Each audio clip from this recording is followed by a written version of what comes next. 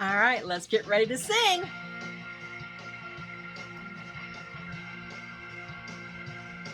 She's Mamie. Yes, she reads to me. She reads a story from a book or two. She's Mamie. Mammy's Corner! Hello, my littles. Welcome to Mammy's Corner, and I'm Mammy. But you already knew that, didn't you? Yes, you did. And it's time to do our affirmations. Let's get ready. Are you ready? You are? Okay. Nice and loud. Ready? Here we go. I am loved. You are so loved. But let's say it again. Louder. Ready? I am loved. Good job, because you are loved. Now, who loves you? That's right. God loves you. Who else loves you? Mammy loves you. And don't you forget that. Let's do the next one. Ready? I am good, because you are good, my littles. One more time. I am good. Good job. Now for the last one. I am kind. You are so good and kind. But let's say this one more time. Ready? I am kind. Good job. Give yourself a hand. Yay. Now today, Mammy has a rhyming book. We're going to go through lots of rhymes, and it's called The Children's Book of Virtues. You know, like please and thank you and things like that. But first, make sure you're in your favorite comfy spot on a chair. Maybe have a favorite blankie or a favorite pillow or your favorite stuffed animal or your favorite adult that you want to cuddle with. I know, Mammy's your favorite when I can't be there. I teasing. But let's get all nice and comfy, and then Mammy's going to read you a story. Are you ready? Oh, wait, but before I forget, don't forget to take your remote, and down below the video, there's a subscribe button and a thumbs up button. Would you give Mammy a thumbs up button and let me know that you like my stories? I would really, really love that if you could do that. It would make me all feel warm and fuzzy inside. All right, you ready? All right, let's get started with these rhymes. All right, this is going to be the Children's Book of Virtues. Let's take a look. This one is about courage or perseverance. Ready? It says, try again. 'Tis a lesson you should heed. Try again. If at first you don't succeed, try again. Then your courage should appear, for if you will persevere, you will conquer, never fear. Try again. Now, what that means is don't give up. I know sometimes we try something, we just throw it down going, I can't do it. I'm guilty of that too. I am. But you've got to pick yourself right back up and try again. Because you, my littles, can do anything you want to do within reason. Make sure it's good and kind. Don't do anything that's not good and kind. So if at first you do not succeed, make sure you try again. Don't give up. You got to keep trying. You ready for the next one? Let's get going. This rhyme says, persevere. Stick to it. Iveness has a lot to do with getting the right answers in math, English, history, and life. All right, here we go. The fisher who draws in his net too soon, that means he pulls it up out of the water, won't have any fish to sell. The child who shuts up his book too soon won't learn any lessons well. If you would have your learning stay, be patient. Don't learn too fast. The man who travels a mile each day may get around the world at last. So when a fisherman goes out, he throws a net out in the water and then he brings up fish, but he has to wait a while because if he brings it up too soon, he won't have any fish.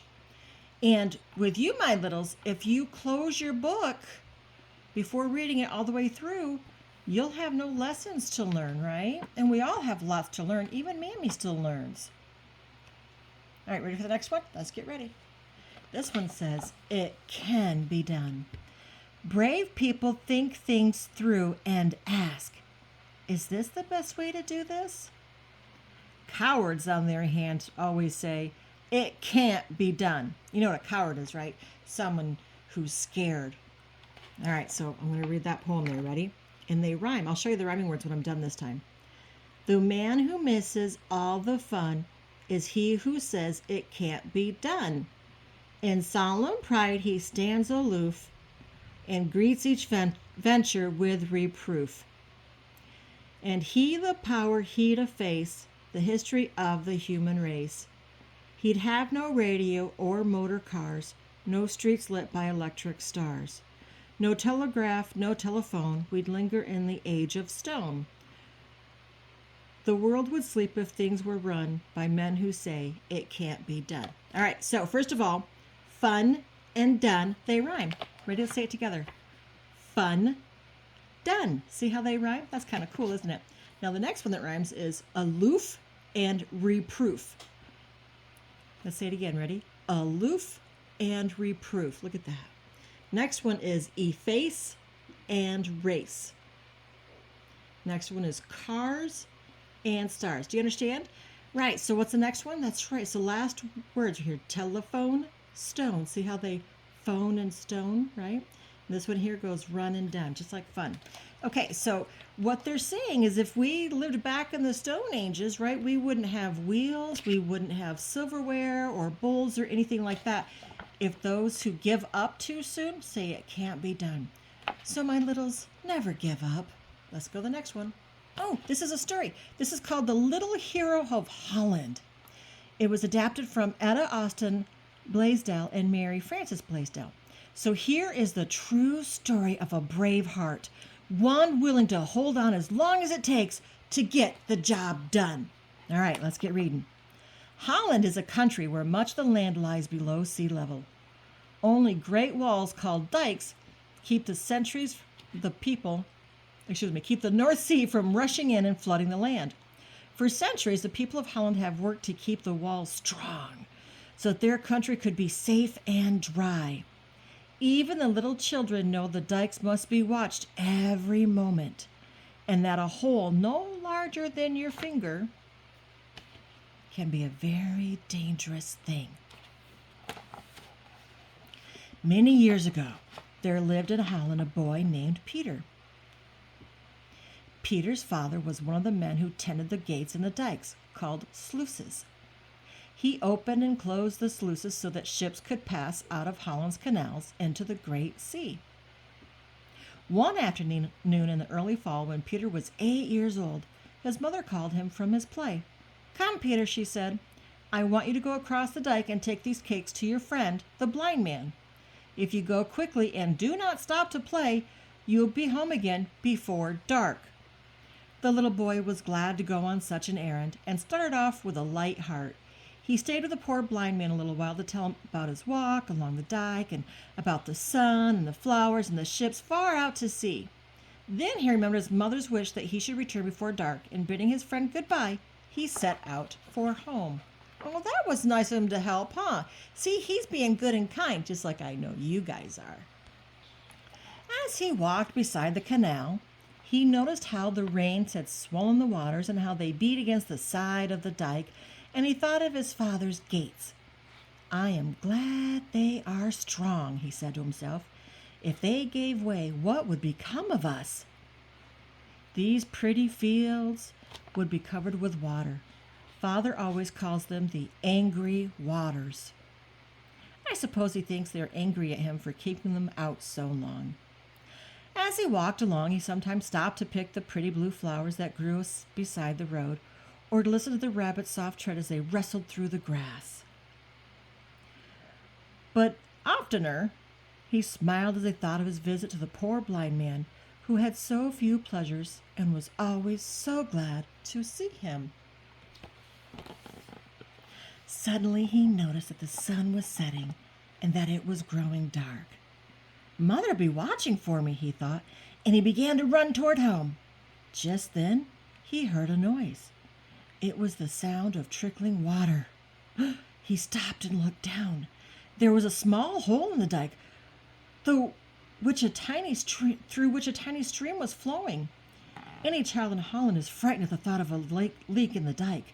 Peter understood the danger at once. If the water ran through a little hole, it would soon make a larger one, and the whole country would be flooded.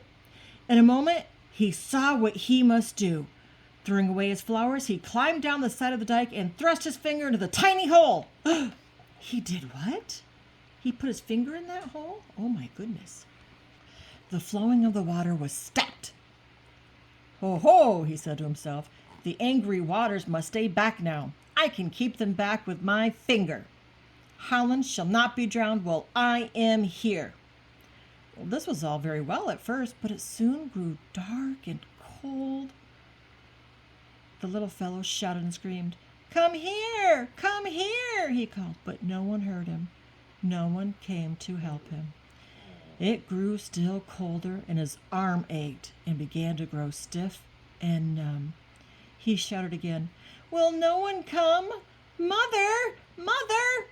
But his mother had looked anxiously along the dike road many times since sunset for her little boy, and now she had closed and locked the cottage door, thinking that Peter was spending the night with his blind friend, and that she would scold him in the morning for staying away from home without her permission.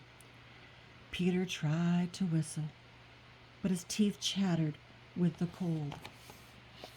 He thought of his dear brother and sister and their warm beds, and of his dear father and mother. I must not let them be drowned, he thought. I must stay here until someone comes, if I have to stay all night.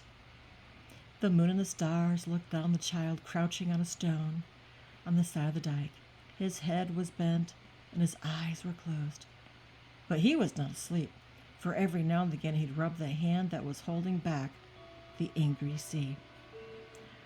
I'll stand it somehow, he thought. So he stayed there all night, keeping the water out. Early the next morning, a man going to work thought he heard a groan as he walked along the top of the dike. Looking over the edge, he saw a child clinging to the side of the wall. "What's the matter?" he called. "Are you hurt?"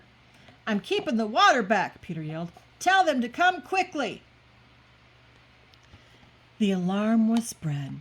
People came running with shovels, and the hole was soon mended. They carried Peter home to his parents, and before long the whole town knew how he had saved their lives that night. To this day, they've never forgotten the brave little hero of Holland. Aw, congratulations, Peter. We'll end right there for now. Wow. He sat there all night with his finger in the hole so that way no one would be drowned with the water rushing in. What a brave little boy. I bet you can be brave and you would do something that good and kind for someone, wouldn't you? I bet you would. Okay, so that's the end of the story. If you liked it, remember down below, take your remote, arrow down, move over, and give Mammy a thumbs up and let me know that you like this story. I'm going to have more stories coming up soon, so please make sure that you look for the new stories that I have. Remember to look for the one previous as well, because a friend of mine wrote that book, and I would love it if you would listen or follow along or read his book called The Jester's Mischief. I'm so excited to have read his book. Now, this is the end of the book. Remember, give Mammy a thumbs up. Let me know that you liked it. Now, what do I say? That's right. Who loves you? God loves you. That's right. Who else loves you? Mammy loves you. Shh. But Mammy loves you bestest. Until next time, my littles, be good and be kind.